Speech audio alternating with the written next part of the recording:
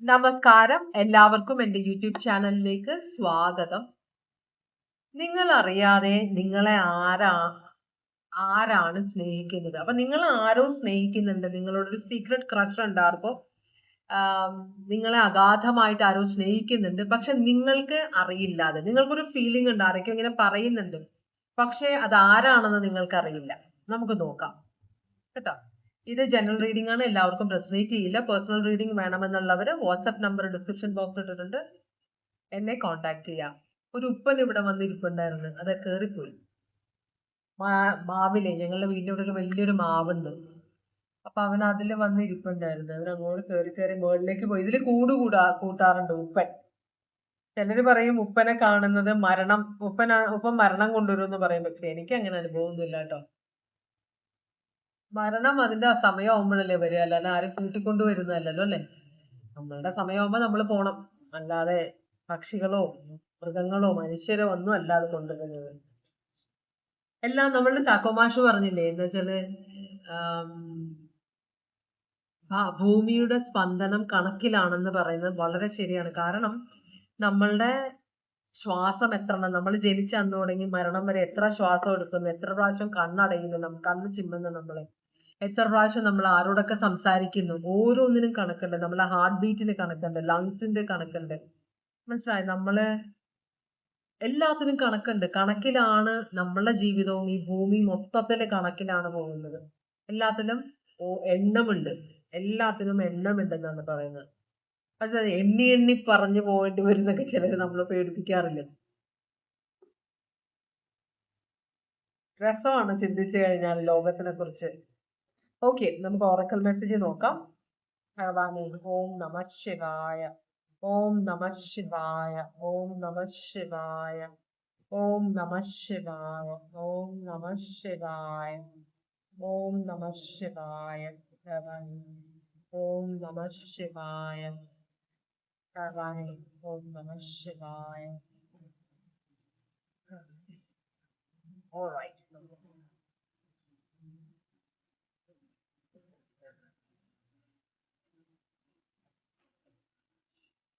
എന്താണ് ഈ നിങ്ങളെ സീക്രട്ട് ആയിട്ട് സ്നേഹിക്കുന്ന ആളെ കുറിച്ച്, ഈ ബന്ധത്തെ കുറിച്ച് നിങ്ങൾ അറിയേണ്ടത്?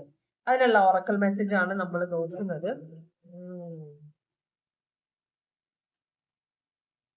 കേട്ടോ, നിങ്ങളെ ചേർത്ത് പിടിക്കുന്ന ഒരാളായിരിക്കും കേട്ടോ. എന്നാലും ഇതിപ്പോ റെസനേറ്റ് ചെയ്യാത്ത ആൾക്കാർക്ക് റെസനേറ്റ് ചെയ്തു എന്ന് വിചാരിച്ച് കുഴിയിൽ പോയി ചാടണ്ട. കാര്യങ്ങൾ വളരെ ചിന്തിച്ച് തീരുമാനങ്ങൾ എടുക്കേണ്ടതാണ്. പിന്നെ നമ്മൾക്ക് കിട്ടുന്ന അനുഗ്രഹങ്ങള് നമ്മൾ മറ്റുള്ളവരെ ഉപദ്രവിക്കാൻ വേണ്ടി ഉപയോഗിക്കരുത് എന്ന് പറയുന്നുണ്ട്. അപ്പൊ നിങ്ങളുടെ ജീവിതത്തിൽ ഒരു ചേഞ്ച് വരാൻ പോകുന്നുണ്ട് കേട്ടോ, അതാണ് പറഞ്ഞത്. പക്ഷെ ആ വരുന്ന ചേഞ്ച് ഇതാണ് പെർഫെക്റ്റ് എന്ന് പറഞ്ഞ് ഈ ഒരു റീഡിംഗ് കേട്ടിട്ട് നിങ്ങൾ എടുത്ത് ചാടരുത്. വളരെ ജീവിതത്തിന്റെ കാര്യങ്ങൾ നമ്മൾ വളരെ ആലോചിച്ച് വേണം എടുക്കാനായിട്ട് കേട്ടോ. അപ്പൊ നമുക്ക് ഈ പേഴ്സൺ എങ്ങനെയുള്ള ആളാണ് എന്നാണ് നമ്മൾ ആദ്യം നോക്കുന്നത്. എങ്ങനെയുള്ള സ്വഭാവമാണ് ഈ വ്യക്തി, ഇതാണ് നമ്മൾ നോക്കുന്നത്. ഭഗവാനെ, എങ്ങനെയുള്ള സ്വഭാവമുള്ള വ്യക്തിയാണിത്?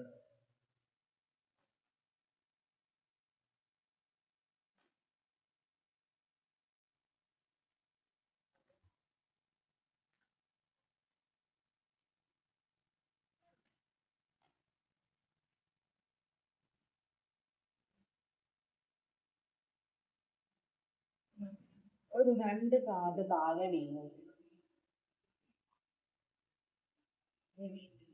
ഇനിയും വീണു.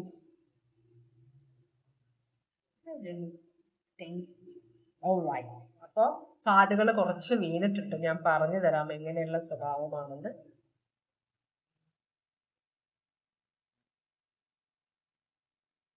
വളരെ കെയറിങ് ആയ ഒരാളാണ്. പക്ഷെ ഇവിടെ വേറൊരു കാർഡ് കാണിക്കുന്നത്, ഇത് ഒരു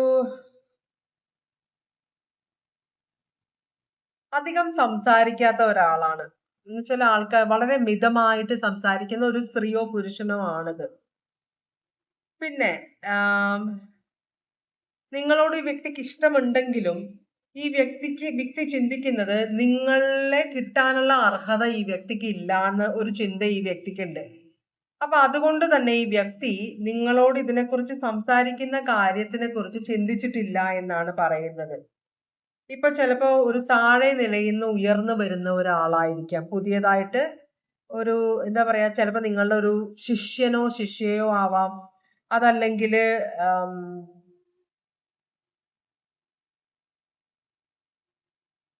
നിങ്ങൾ എന്നും ഇടപഴകുന്ന ഒരാളാണെന്നാണ് പറയുന്നത്. നിങ്ങൾ എന്നും കാണുന്ന ഒരു വ്യക്തിയാണ്. ചിലപ്പോ അയൽക്കാരനോ അയൽക്കാരിയോ അല്ലെങ്കിൽ യാത്രയുടെ ഇടയിൽ കാണുന്നവരോ അല്ലെങ്കിൽ നിങ്ങളുടെ ഫ്രണ്ട്സിന്റെ ഇടയിൽ ആരെങ്കിലും ആവാനാണ് ചാൻസ്.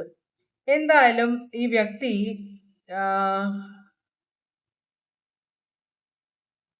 നിങ്ങളിൽ നിന്ന് ഒരു പോസിറ്റീവ് ആയിട്ടുള്ള ഒരു ഇത് അവർക്ക് കിട്ടുന്നില്ല. നിങ്ങൾക്ക് ഇവരോട് ഇഷ്ടമുണ്ടോ എന്ന് ഇവർക്ക് അറിയില്ല. അതുപോലെ തന്നെ ഈ വ്യക്തി വളരെയധികം മൂഡി ആയിട്ടുള്ള ഒരു വ്യക്തി. ചില പെട്ടെന്ന് മൂഡ് ഓഫ് ആകുന്ന ചെറിയൊരു, ഇപ്പൊ നിങ്ങള് രണ്ടുപേരും കൂടെ കണ്ടു, നിങ്ങൾ സ്ഥിരം സംസാരിക്കുന്ന ഒരാളാണെങ്കിൽ അന്ന് നിങ്ങൾ നിങ്ങൾ വേറെ എന്തെങ്കിലും ആലോചിച്ചിരുന്നായിരിക്കും. അപ്പൊ നിങ്ങൾ ആ വ്യക്തിയെ കണ്ടിട്ട് ചിരിച്ചില്ല, അല്ലെങ്കിൽ മൈൻഡ് ചെയ്തില്ല, നോക്കിയില്ല, ശ്രദ്ധിച്ചില്ല. അപ്പൊ ആ വ്യക്തിക്ക് ഭയങ്കരമായിട്ട് ഹേർട്ട് ആവും. അപ്പൊ തന്നെ ആ വ്യക്തി തീരുമാനിക്കും ഇനി ഞാൻ അവരെ നോക്കില്ല എന്ന് തീരുമാനിക്കുന്ന കുറച്ചൊരു ചൈൽഡിഷ് സ്വഭാവമുള്ള ഒരു വ്യക്തിയാണ്. കുറച്ച് സെൽഫിഷ് ആണ്. മനസ്സിലായോ? കുറച്ചൊരു സില്ലി ഒരു സ്വഭാവമുള്ള ഒരാളാണ്. അതേസമയം തന്നെ പ്രായത്തിൽ വളരെ മുതിർന്ന ഒരാളാണ്. ഇപ്പൊ നിങ്ങൾ കോച്ചിങ് സെന്റർ ഒക്കെ നടത്തുന്ന ഒരാളാണെങ്കിൽ നിങ്ങളുടെ അടുത്ത് പഠിക്കാൻ വരുന്നവർ നിങ്ങളെക്കാളും മുതിർന്നവരും ഉണ്ടാവും ട്യൂഷൻ ക്ലാസ്സിലൊക്കെ, അല്ലെ? അപ്പൊ അങ്ങനെ ഒരു വ്യക്തി ആവാനാണ് വഴി. ഇവർക്ക് കുട്ടികളെല്ലാം ഉണ്ടാവാൻ ഒരു ചാൻസ് ഉണ്ട്. ചിലപ്പോൾ ഡിവോഴ്സ്ഡ് ആയിരിക്കാം, ചിലപ്പോൾ സെപ്പറേറ്റഡ് ആയിട്ട് ജീവിക്കുന്നവരായിരിക്കാം. എന്നാലും കുട്ടികളുണ്ട്, സ്വന്തമായിട്ട് ബിസിനസ് ഉള്ള ഒരു എനർജിയാണ്.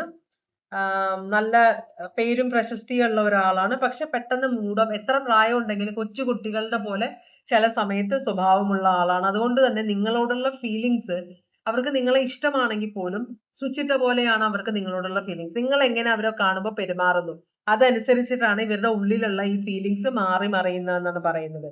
പക്ഷേ നിങ്ങളുമായിട്ട് ഇവർക്ക് വലിയ നല്ല അടുപ്പമുള്ള ഒരാളാണ്. ഒരു മ്യൂച്വൽ അട്രാക്ഷൻ, നിങ്ങൾക്കും ഇവരോട് അട്രാക്ഷൻ ഉണ്ടെന്ന് ഇവർക്കറിയാം, നിങ്ങൾക്ക് ഉണ്ട് താനും.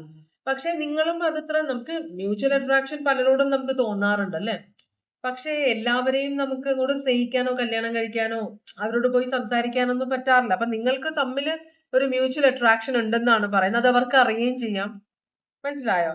അതുപോലെ തന്നെ നിങ്ങളെ ഇവര് മാനിഫെസ്റ്റ് ചെയ്ത് എടുക്കാൻ നോക്കുന്നുണ്ട്.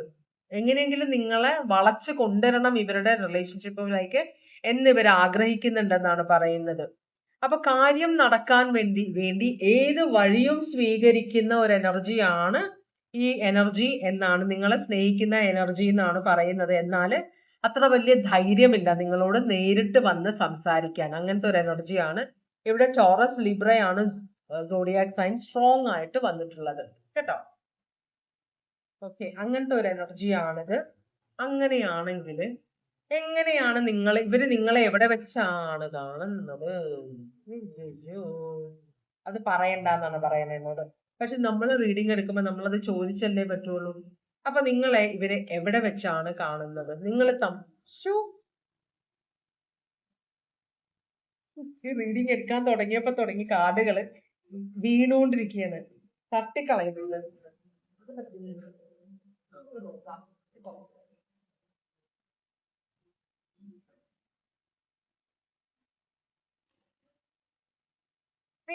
ഇവര് നിങ്ങളെ എവിടെ വെച്ചാണ് കാണുന്നത്?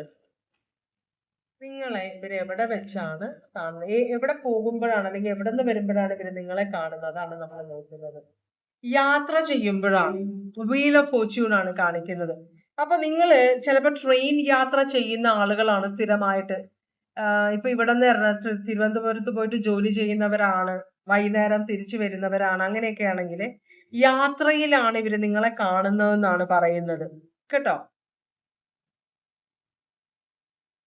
നിങ്ങളുമായിട്ട് വളരെ വലിയൊരു ബോണ്ട് ഇവർക്ക് ഫീൽ ചെയ്യുന്നുണ്ട്. ഇത് Taurus, Leo, Aquarius, Scorpio, zodiac sign ആണ് ഈ കാണിക്കുന്നത്. യാത്രയിലാണ് നിങ്ങൾ അവരെ മീറ്റ് ചെയ്യുന്നത്. നിങ്ങൾ തമ്മില് എന്താ പറയാ, നിങ്ങൾ ഒരേ സ്ഥലത്ത് താമസിക്കുന്നവരോ ഒരേ സ്ഥലത്ത് ജോലി ചെയ്യുന്നവരോ അല്ല. ഇവര് യാത്രക്കിടയിലാണ് നിങ്ങളെ കാണുന്നതെന്നാണ് പറയുന്നത് കേട്ടോ. അപ്പൊ ബസ് യാത്രയും ആയിരിക്കാം. നിങ്ങളിപ്പം ദൂരേന്ന് വേറെ സ്ഥലത്ത് പോയി ജോലി ചെയ്യുന്ന ആളാണെങ്കിൽ ഇവരും അങ്ങനെ ഇടയ്ക്ക് കയറി ഇടയ്ക്ക് ഇറങ്ങുന്നവരായിരിക്കും. അങ്ങനെയാണ് ഇവര് നിങ്ങളെ കാണുന്നതെന്നാണ് പറയുന്നത്. ഓൾറൈറ്റ്.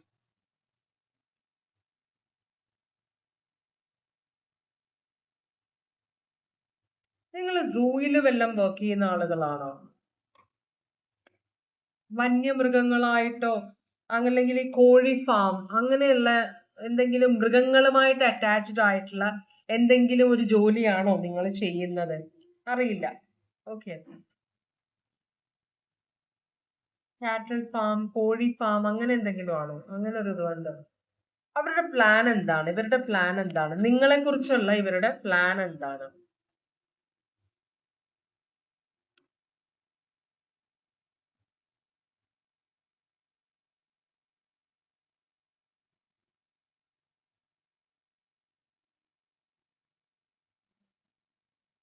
ഈ റിലേഷൻഷിപ്പ് ഒരു വിവാഹത്തിൽ കലാശിക്കണമെന്ന് ഇവർ ആഗ്രഹിക്കുന്നില്ല. ഈ നിങ്ങളോട് സംസാരിക്കണമെന്ന് ഇവർ ആഗ്രഹിക്കുന്നില്ല. നിങ്ങളോട് വളരെയധികം ബോണ്ട് ഉണ്ട്. അപ്പൊ നിങ്ങളോട് സംസാരിക്കുന്നുണ്ട് ഇവര്. പക്ഷേ ഇവർക്ക് ഇവരുടെ പരിധി അറിയാം. ആ പരിധിക്കുള്ളിൽ നിന്നുകൊണ്ടുള്ള ഒരു റിലേഷൻഷിപ്പാണ് ഇവർ ആഗ്രഹിക്കുന്നത്. സ്കോർപിയോ ആണിത് കേട്ടോ. പരിധിക്കുള്ളിൽ നിന്നുകൊണ്ടുള്ള ഒരു റിലേഷൻഷിപ്പാണ് ആഗ്രഹിക്കുന്നത്. ഇവരുടെ ഇപ്പോഴത്തെ സാഹചര്യം മാറണം എന്ന് അവർ ആഗ്രഹിക്കുന്നില്ല. നിങ്ങളുമായിട്ട് റിലേഷൻഷിപ്പിലേക്ക് വന്നു കഴിഞ്ഞാൽ ഇവർ ഇപ്പൊ ജീവിക്കുന്ന സാഹചര്യം മാറും. അത് അവർ ആഗ്രഹിക്കുന്നില്ല. അപ്പോ ഇപ്പൊ ഉള്ള സാഹചര്യത്തിൽ നിന്നുകൊണ്ട് നിങ്ങളുമായിട്ടൊരു റിലേഷൻഷിപ്പ് എന്ന് നമുക്ക് പറയാൻ പറ്റില്ല. നിങ്ങളെ അവർക്ക് ഇഷ്ടമാണ്.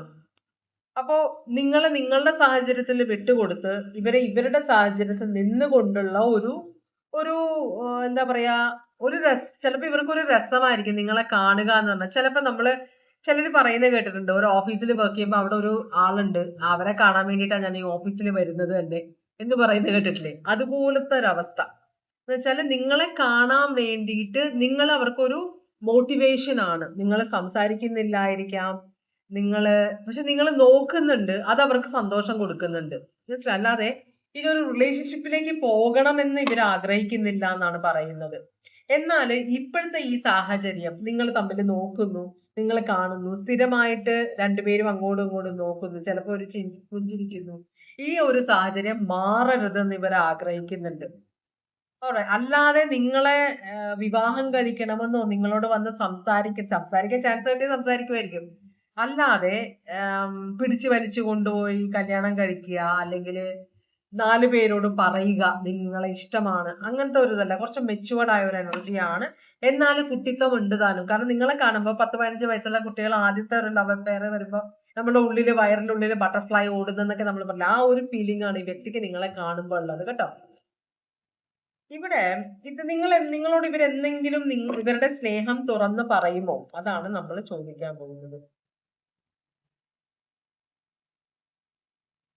ഇത് നിങ്ങളോട് പറയാൻ പോകുന്നില്ല ഈ വ്യക്തി കേട്ടോ. കാരണം പറഞ്ഞു കഴിഞ്ഞാൽ ഇതൊരു പ്രശ്നത്തിലേക്ക് പോകും. കാരണം ഇവിടെ ഒരു ഫ്യൂച്ചർ ഇല്ലാത്തൊരു റിലേഷൻഷിപ്പ് ആണിത്. അപ്പൊ നമ്മൾ പറഞ്ഞിട്ട് എന്തിനാ എന്ന് ചിന്തിക്കുന്ന ഒരു അവസ്ഥയാണ് വ്യക്തി കേട്ടോ. വളരെ സ്ട്രോങ് ആയ ഒരു വ്യക്തിയാണ്. ഒരു തീരുമാനം എടുത്താൽ മാറ്റാത്ത ഒരാളാണ്.